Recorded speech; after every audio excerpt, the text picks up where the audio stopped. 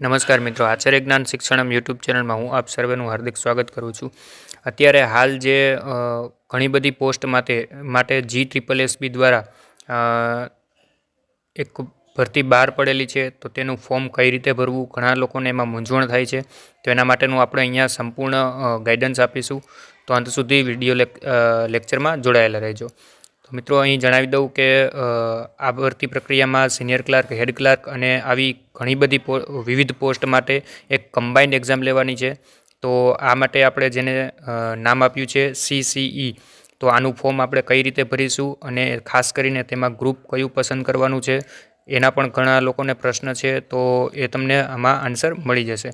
સૌપ્રથમ તમારે ફોર્મ ભરવા માટે તમે મોબાઈલમાંથી જો તમારે ફોર્મ ભરવું હોય કે પીસીમાંથી તમારે ફોર્મ ભરવું હોય તો ક્રોમ બ્રાઉઝર કે કોઈપણ બ્રાઉઝર તમે ખોલી લેશો. એટલે ગૂગલમાં તમારે સર્ચ કરવાનું છે OJAS, ઓજસ. આ તમે સર્ચ કરશો એટલે સૌપ્રથમ તમારે જે આ અહીંયા જોઈ શકો છો કે આ રીતે ઓજાસની સાઇટ બતાવી દેશે. સૌપ્રથમ જે સાઇટ આવશે એ ઓજાસની જશે. તેમાં ક્લિક કરશો એટલે મિત્રો એક પેજ ખુલી જશે. આ રીતનું પેજ ખુલે એટલે નીચે કરંટ એડવર્ટાઇઝમેન્ટ નામનું એક ઓપ્શન, કરંટ એડવર્ટાઇઝમેન્ટ આ રીતે જે છે, જે અત્યારે ભરતી ચાલી રહી છે એ બધું એમાં તમે ક્લિક કરશો એટલે આ રીતનું પેજ ખુલશે. એમાં તમારે સિલેક્ટ કરી લેવાનું છે કે કઈ ભરતી બોર્ડમાં તમારે જવાનું છે. આ સિલેક્ટ કરશો એટલે તમારે એક ફોર્મ આ રીતેનું ખુલી જશે, જેમાં અત્યારે 2 ભરતી ચાલે છે. CCનું ફોર્મ ભરવા માટે અહીંયા જે તમે આ બીજું ઓપ્શન છે 212 નંબરની એડવર્ટાઇઝમેન્ટ છે, તેમાં તમે ડિટેલ ઉપર ક્લિક કરશો તો તમારે એક PDF ડાઉનલોડ, તેની જે નોટિફિકેશન છે તેની ઓરિજિનલ PDF ડાઉનલોડ થઈ જશે. અથવા તો એપ્લાય બટન ઉપર તમે અહીંયા ક્લિક કરશો એટલે આ રીતનું પેજ ખુલશે. અહીંયાથી તમારે PDF ડાઉનલોડ કરવી હોય તો ત્યાંથી પણ તમને PDF મળી જશે, જે ડિટેલમાં તમારી નોટિફિકેશનની બધી જે નોટિફિકેશન બહાર પાડેલી છે અને તે આખી PDF તમને મળી જશે, કેટલી જગ્યા છે, શું કાંઈ, અને બધા તેના રૂલ્સ. તો એ ઓરિજિનલ નોટિફિકેશન તમે અહીંયાથી ડાઉનલોડ કરી શકશો. અને અહીંયા જોઈ શકો છો તમે 4300 ટોટલ 4 જગ્યાઓ છે. ચાલો હવે આપણે અહીંયા એપ્લાય બટન ઉપર ક્લિક કરશું, એપ્લાય નાવ ઉપર. અહીંયા ક્લિક કરશો એટલે આ રીતેનું તમારું રજિસ્ટ્રેશન નંબર અને બર્થ ડેટ નાખવાનું એક પેજ ખુલી જશે. જો તમારી પાસે OTR એટલે કે વન ટાઈમ રજિસ્ટ્રેશન નંબર હોય તો તમે અહીંયાથી ડાયરેક્ટ તે રજિસ્ટ્રેશન નંબર અને બર્થ ડેટ નાખીને લોગિન થઈ શકશો. જો OTR તમારી પાસે હશે તો એમાં તમે બધી ડિટેલ નાખેલી જશે, તો તમારે બીજી ડિટેલ ફિલઅપ કરવાની નહીં થાય. કારણ કે ઓટોમેટિક તમે જ્યારે વન ટાઈમ રજિસ્ટ્રેશનનો મતલબ જ એ છે કે તમે એકવાર રજિસ્ટ્રેશન કરાવો અને તમારી બધી ડિટેલ સેવ રહે. તો જ્યારે તમારે કોઈ પણ ઓજાસ ઉપર જ્યારે બીજી વખત ફોર્મ ભરવાનું થાય ત્યારે તમારી રજિસ્ટ્રેશન નંબર નાખો એટલે ઓટોમેટિક તમારી બધી ડિટેલ ફિલઅપ થઈને આવે.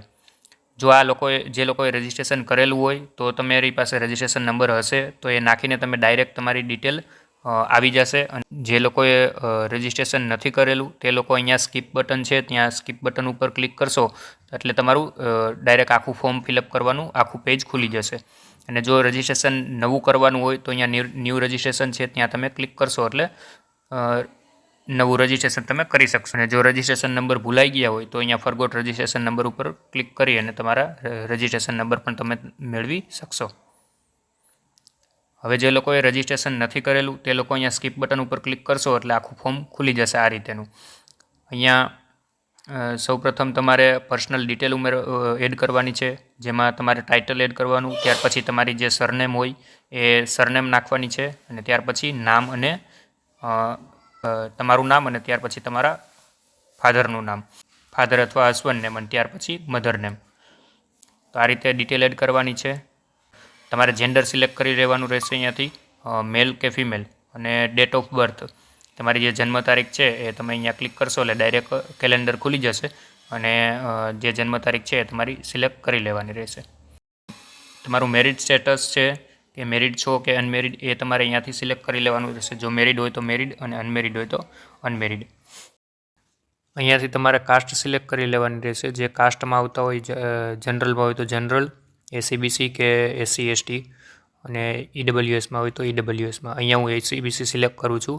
એટલે જે તમે કાસ્ટ સિલેક્ટ કરશો એ પ્રમાણે અહીંયા નીચે તેના સર્ટિફિકેટ અને એ ઓપ્શન ખુલી જશે. અહીંયા રિસિલેક્ટ મેલ કે ફિમેલ જે હોય એ જેન્ડર સિલેક્ટ કરવાનું છે. તમારા અહીંયા નીચે કાસ્ટ સર્ટિફિકેટની ઉપરની બાજુ જોશો તો તમને સર્ટિફિકેટ નંબર મળી જશે, તે તમારે એડ કરવાના છે. તેની બાજુમાં કાસ્ટ સર્ટિફિકેટની જે ડેટ હશે તો તેમાંથી જોઈને જ્યારે તે સર્ટિફિકેટ નીકળ્યું હોય તેની ડેટ અહીંયા મેન્શન કરવાની છે. ત્યાર પછી કાસ્ટ સર્ટિફિકેટ તમે કયા રાજ્યમાંથી કઢાવેલું છે તે, જો ગુજરાતમાંથી હોય તો ગુજરાતમાંથી ને કોઈ અન્ય રાજ્યમાંથી હોય તો અન્ય રાજ્યમાંથી. હવે નીચે જો તમારે એસીબીસી તમે સિલેક્ટ કરેલું હશે તો નોન ક્રિમિલિયર સર્ટિફિકેટ પણ તમારી પાસે હોવું જરૂરી છે અને એના પણ નંબર તમારે અહીંયા એડ કરી દેવાના રહેશે. અને એ ક્યારે નીકળેલું છે એની પણ તમારે તારીખ અહીંયા નાખવાની છે. એ 3 વર્ષ માટે વેલિડ હોય છે. અહીંયા તમારે એ પણ સિલેક્ટ કરવાનું છે કે કયા અધિકારી દ્વારા તમને એ સર્ટિફિકેટ આપવામાં આવ્યું છે. મામલતદાર છે, ટીડીઓ છે, કે તમે સર્ટિફિકેટમાં નીચે જોશો તો એમાં લખેલું હશે. અહીંયા આગળ જઈએ તો આપણે નીચે જે તમારે પ્રેઝન્ટ એડ્રેસ હોય તે તમારે અહીંયા મેન્શન કરવાનું છે કે તમે હાલ કઈ જગ્યાએ રહો છો તે, ડિસ્ટ્રિક્ટ છે, તાલુકો છે અને પિનકોડ એન્ટર કરી દેવાનો. ત્યાર પછી નીચે તમારું પરમેનન્ટ એડ્રેસ, જે તમારું પરમેનન્ટ એડ્રેસ હોય એ તમારે અહીંયા ડિટેલમાં મેન્શન કરી દેવાનું છે.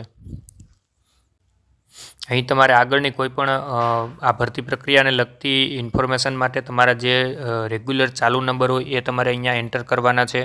અને ઈમેલ આઈડી પણ તમારું સાચું એક ઈમેલ આઈડી જે પરમેનન્ટ તમે યુઝ કરતા હોય તે અહીંયા એન્ટર કરી દેજો. અને રીટાઈપ ઈમેલ આઈડી અને મોબાઈલ નંબર બંને અહીંયા ફરીથી નાખવાના છે. ત્યાર પછી નેશનાલિટી ઇન્ડિયન જ છે. ત્યાર પછી અન્ય વિગતો છે. અહીંયા જો તમારી પાસે સર્ટિફિકેટ હોય તો તમારે એમાં યસ આપવાનું છે, નહીંતર નો આપવાનું છે.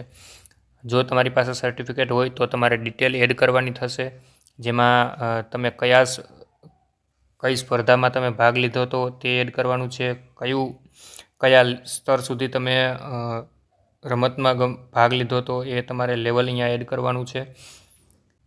અને તમે કયા વર્ષે ભાગ લીધો હતો એ પણ અહીંયા તમારે મેન્શન કરવાનું છે. કયા સત્તાધિકારી દ્વારા તમને રમતગમતનું પ્રમાણ મળેલું છે તે તમારે અહીંયા લખવાનું રહેશે. હવે આગળ છે ફિઝિકલ હેન્ડીકેપ. જો તમે કોઈ વિકલાંગતા ધરાવતા હોય તો એ તમારે એમાં યસ આપવાનું છે, અને નહીં તો જો કોઈ વિકલાંગતા નથી તો નોટ એપ્લિકેબલ ઉપર ક્લિક કરી અને બીજી આગળ ડિટેલ ભરવાની છે. જો વિકલાંગતા છે તો જે તમારી પાસે તેનું સર્ટિફિકેટ હોવું જોઈએ અને તેમાં તેની ડિટેલમાં તેની સામે જે ડિટેલ છે ત્યાં તમારે રાઇટ ક્લિક કરવાનું છે. ત્યાર પછી નીચે બેઝિક કોમ્પ્યુટર નોલેજમાં તમારે યસ આપવાનું છે, કારણ કે એ કમ્પલસરી છે, બેઝિક નોલેજ કોમ્પ્યુટરનું હોવું જોઈએ. ત્યાર પછી કોઈ વિધવા ઉમેદવાર હોય તો વિધવા માટે અહીંયા યસ આપવાનું છે, અને જો ના હોય તો નો. જો તમે યસ આપો છો તો તમારી પાસે વિધવા સર્ટિફિકેટ હોવું જોઈએ અને એના સર્ટિફિકેટ નંબર અને એની ક્યારે ઇસ્યુ થયું છે એની ડેટ મેન્શન કરવાની છે. અને વિધવા સર્ટિફિકેટ કયા સત્તાધિકારી દ્વારા તમને મળ્યું છે તે પણ તમારે અહીંયા મેન્શન કરવાનું રહેશે. ત્યાર પછી કોઈ એક્સ સોલ્જર હોય કે નેવી હોય કે એરફોર્સમાં હોય તો તમારે અહીંયા યસ કરવાનું છે, અધરવાઇઝ નો કરવાનું છે. અને તમને કઈ જગ્યાએથી તેનું સર્ટિફિકેટ મળેલું છે તે પણ તમારે અહીંયા સિલેક્ટ કરવાનું રહેશે.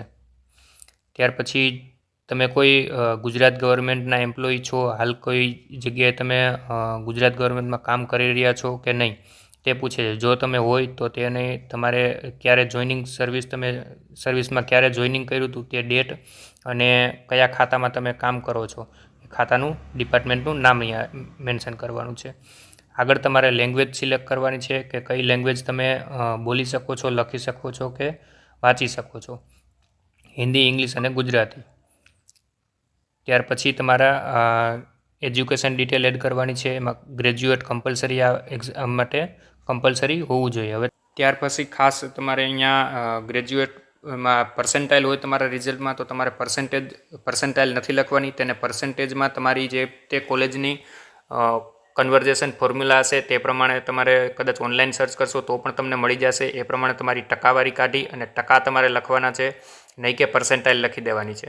પર્સન્ટાઇલ લખશો તો આગળ જતાં જ્યારે તમારું સિલેક્શન અને ડોક્યુમેન્ટ વેરિફિકેશન થશે તેમાં પ્રોબ્લેમ આવશે. એટલે આ ખાસ ધ્યાન રાખજો. તમારે હાલ પર્સન્ટેજમાં કન્વર્ટ કરી અને પર્સન્ટેજ લખવાના છે. કોઈ જીટીયુમાં હોય અને એને 7 કે 7 પોઈન્ટ કોઈ પર્સન્ટાઇલ હોય તો એનું કન્વર્ઝેશન છે એ ઓનલાઈન તમને કન્વર્ટર મળી જશે, ગૂગલમાં સર્ચ કરશો એટલે. તો આ રીતે કન્વર્ટ કરી અને પર્સન્ટેજ લખવાના છે. ત્યાર પછી તમારે ક્લાસ લખવાનો છે, ડિસ્ટિંક્શન છે, ફર્સ્ટ છે કે, અને જો ક્લાસ તમારા રિઝલ્ટમાં નથી બતાવેલ તો નોટ એપ્લિકેબલ પણ બતાવી શકો છો.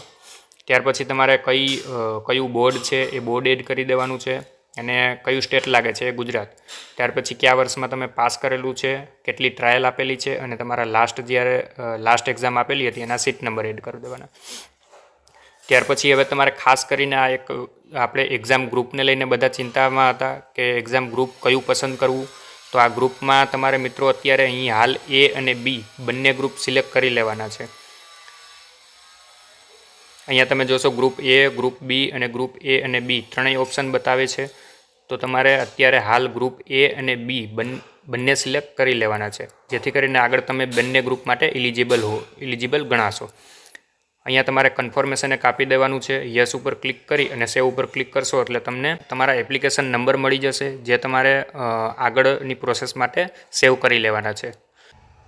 ત્યાર પછી તમે અહીંયા 3 ડોટ ઉપર જશો એટલે તમારે નીચે અપલોડ ફોટો અને સિગ્નેચર એ ઓપ્શન ખુલશે, અથવા તો જો તમારે કોઈ એડિટ કરવું હોય તો એડિટનો પણ ઓપ્શન છે. અહીંયા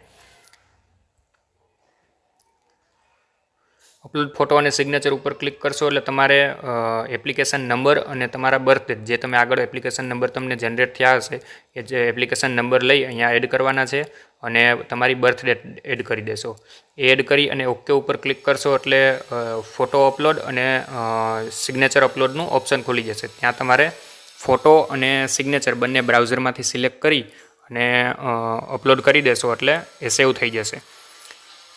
આટલું કર્યા બાદ તમારે આ હજી પણ તમારી પ્રક્રિયા પૂરી નથી થઈ. ત્યાર પછી તમારે અહીંયા કન્ફર્મ ઉપર કમ્પલસરી એપ્લિકેશન તમારી છે કન્ફર્મ કરવાની છે. અહીંયા કન્ફર્મ ઉપર ક્લિક કરશો એટલે તમારે ફરીથી પાછું જે રીતે ફોટોમાં ને એ રીતે એપ્લિકેશન નંબર અને બર્થ ડેટ નાખવાનું ખુલ્લું હતું એ જ રીતે ખુલશે. એમાં એપ્લિકેશન નંબર અને બર્થ ડેટ એડ કરી દેશો એટલે તમારી ડિટેલ ખુલી જશે, અને તેમાં નીચે કન્ફર્મનું ઓપ્શન ખુલી જશે. કન્ફર્મ ઉપર ક્લિક કરશો એટલે તમારી એપ્લિકેશન કન્ફર્મ થઈ જશે. એટલે તમને એક કન્ફર્મેશન નંબર જનરેટ થશે, જે તમારે કમ્પલસરી સાચવીને રાખવાના છે જ્યાં સુધી તમારી ભરતી પ્રક્રિયા પૂરી ના થઈ જાય, કારણ કે આગળનું બધી પ્રોસેસ કન્ફર્મેશન નંબર ઉપર જ થશે.